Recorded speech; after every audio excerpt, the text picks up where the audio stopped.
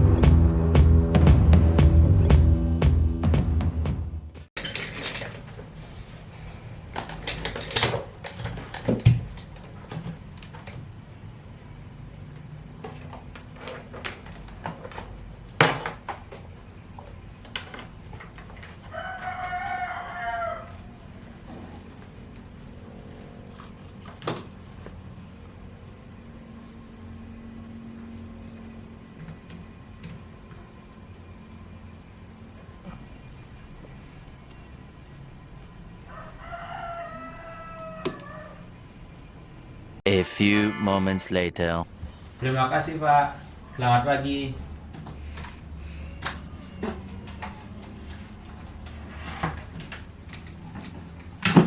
Aduh,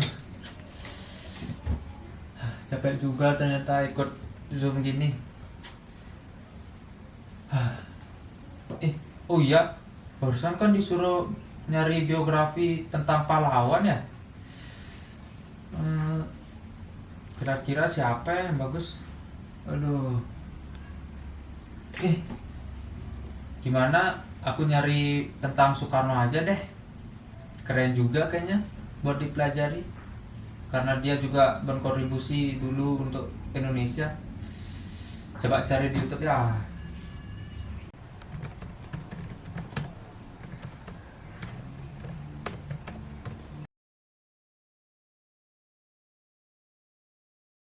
Halo teman-teman, selamat datang di channel saya.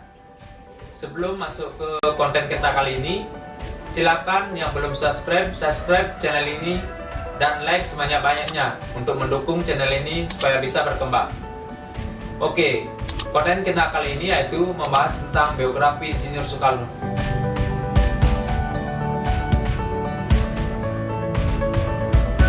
Siapa yang tidak kenal dengan Insinyur Soekarno? Presiden pertama sekaligus Bapak Proklamator Kemerdekaan Indonesia yang berhasil membuat para penjajah ketar-ketir karena keberanian dan semangatnya dalam memperjuangkan kemerdekaan Indonesia. Bersama rakyat Indonesia dan teman-teman seperjuangannya, Soekarno tidak gentar dalam melawan penjajah walaupun hal tersebut harus membuat dirinya dipenjara beberapa kali serta diasingkan. Ingin tahu bagaimana kisah Insinyur Soekarno? Simak video ini selengkapnya. Sebelum masuk ke video selanjutnya, marilah kita lihat biografi Soekarno secara sekilas. Ini dikutip dari website akupaham.com.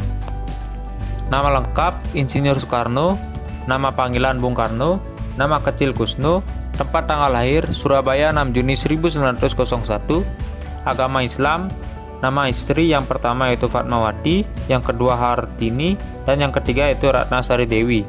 Nama anak dari istri Fatmawati, istri yang pertama yaitu Guntur, Megawati, Rahmawati, Sukamawati, dan Guruh.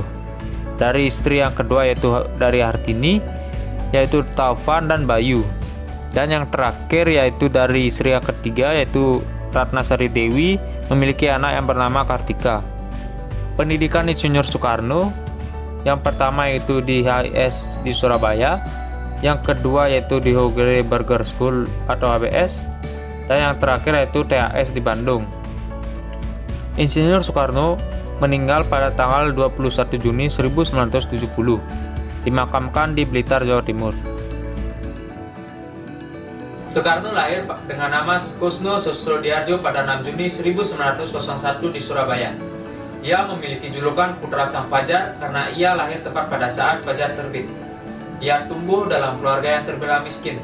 Pada saat itu, sehari-hari ia dan keluarganya hanya makan ubi kayu dan jagung tumbuk. Pada saat lebaran pun, di saat teman-temannya bermain petasan, ia tidak ikut karena tidak mampu untuk membelinya. Di usia 11 tahun, Soekarno kecil menderita sakit tifus disentri dan malaria secara berturut-turut, sehingga orang tuanya mengubah namanya dari Kusnul menjadi Soekarno.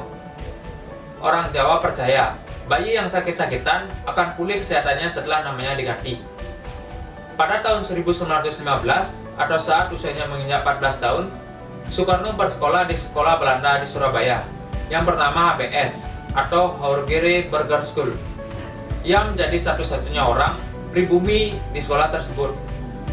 Ketika bersekolah di Surabaya, Soekarno tinggal di rumah sahabat ayahnya, yaitu HOS Cokroaminoto, yang juga menjabat sebagai ketua Partai Serikat Islam. Di rumah sahabat ayahnya tersebut, Soekarno mulai suka mengenal tentang pergerakan kemerdekaan Indonesia bersama teman-teman satu kosnya. Hal itu turut menggembleng jiwa nasionalisme Soekarno. Pada usia 20 tahun, atau pada tahun 1921, ia mulai bersekolah di THS atau yang kini lebih dikenal dengan ITB. 5 tahun kemudian, ia akhirnya tamat universitas dengan menyenang gelar insinyur sipil. Setahun kemudian, tepatnya pada tahun 1927, ia merumuskan ajaran mekanisme atau yang disebut dengan ajaran ideologi perjuangan yang terbentuk dari sosionasionalisme, sosiodemokrasi, dan ketuhanan yang Maha Esa. Ia juga mendirikan PNI atau Partai Nasional Indonesia dengan tujuan yang tidak lain adalah Indonesia Merdeka. Pada usia yang ke-28 atau pada tahun 1929, ia ditangkap dan dipenjara untuk pertama kalinya di Benjo, Bandung. Setahun kemudian, Soekarno dipindahkan ke penjara Sukamiskin, Bandung, tanpa menyerah pada saat keadaan Soekarno membuat dirinya pleidohi Indonesia menggugat. Pada tahun 1931, saat usianya menginjak 30 tahun, Soekarno akhirnya bebas dari penjara. Ia mulai menyebarkan risalah mencapai Indonesia Merdeka. 1 tahun kemudian, ia bergabung dengan Partai Indonesia atau Perindo. Malangnya, pada tahun 1934, Soekarno harus kembali di penjara dan diasingkan di Pulau Ende, Flores. Setelah 4 tahun di penjara, pada tahun 1938, ia dipindahkan ke Bengkulu. Ia pun bebas dari penjara pada tahun 1942 atau saat usianya menginjak 41 tahun. Di tahun yang sama, Jepang mulai masuk dan menjajah Indonesia. Pada tahun 1945, ia merumuskan Pancasila, Undang-Undang Dasar, dan Naskah Proklamasi. Dan pada tahun yang sama, tepatnya pada tanggal 15 Agustus, ia mendengar bahwa Jepang menyerah pada Sekutu, yang artinya adalah kekosongan kekuasaan. Sehari kemudian, yaitu pada tanggal 16 Agustus 1945, Soekarno bersama Hatta diculik oleh Tentara Sukarela Pembela Tanah Air atau PETA. Peristiwa ini kemudian dikenal dengan nama Peristiwa Rengas Dengklok. Pada tanggal 17 Agustus 1945, ia bersama Hatta memproklamasikan kemerdekaan Indonesia. Sehari kemudian, Soekarno terpilih menjadi Presiden RI secara aklamasi dari sidang PPKI dengan Wakil Presiden Muhammad Hatta. Pada tanggal 18 September 1948, terjadi peristiwa pemberontakan komunis.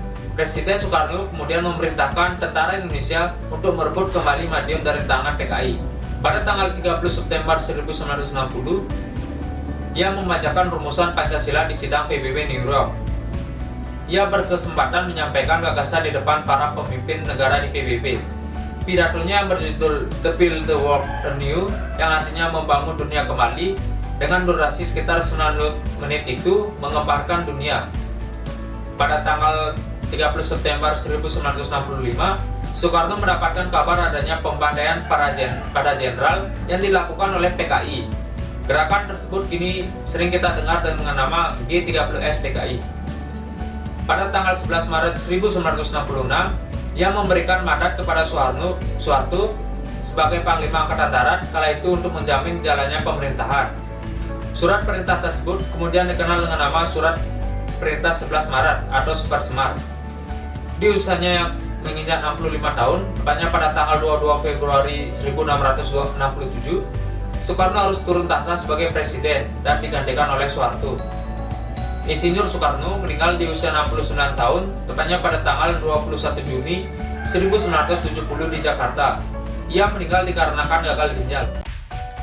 Oke teman-teman, berikut ini merupakan penjelasan singkat tentang kontribusi Insinyur Soekarno dalam memperjuangkan kemerdekaan Indonesia.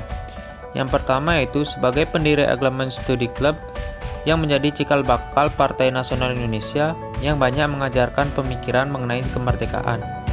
Yang kedua yaitu sebagai penggagas dasar negara yakni Pancasila pada sidang BPU PKI. Yang ketiga yaitu sebagai Ketua Panitia 9 yang kemudian menghasilkan Piagam Jakarta yang selanjutnya ditetapkan menjadi pembukaan Undang-Undang Dasar. Yang keempat yaitu sebagai tokoh yang merumuskan teks proklamasi. Yang kelima yaitu sebagai proklamator yang membacakan proklamasi kemerdekaan Indonesia pada 17 Agustus 1945. Dan yang terakhir yaitu sebagai Ketua PPKI mengesahkan Undang-Undang Dasar. Demikianlah konten edukasi yang berjudul Biografi Insinyur Soekarno.